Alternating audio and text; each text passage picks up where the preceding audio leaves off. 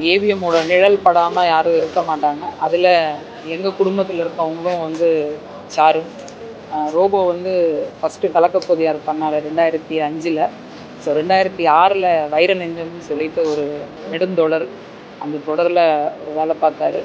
அதுக்கப்புறம் இந்த ஸ்டுடியோவில் தான் அவரோட ஃபுல் ஷூட் இருக்கும். கலக்கப்போதியார், அசத்தப்போதியார் எல்லாமே. ஸோ ஏவிஎம் வாசலை மிதிக்காத நாங்கள் இருந்ததே கிடையாது. அதுக்கப்புறம் பார்த்திங்கன்னா என் பொண்ணோட படிப்பும் வந்து ஏபி மெய்யப்பன்ல தான்.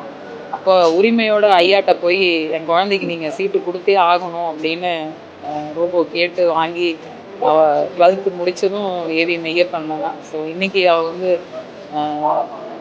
கல்வி அறிவோடு இருக்கா அப்படின்னா அதுக்கு ஊண்டுகோல் வந்து மெய்யப்பன் ஸ்கூல் தான்.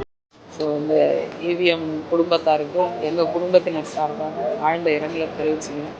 கண்டிப்பாக ஐயாவோட ஆத்மா வந்து கடவுளாக இருந்து எல்லா சினிமா துறையில் இருக்க கலைஞர்களையும் வழி நடத்தும்னு நான் வேண்டிக்கிறேன்.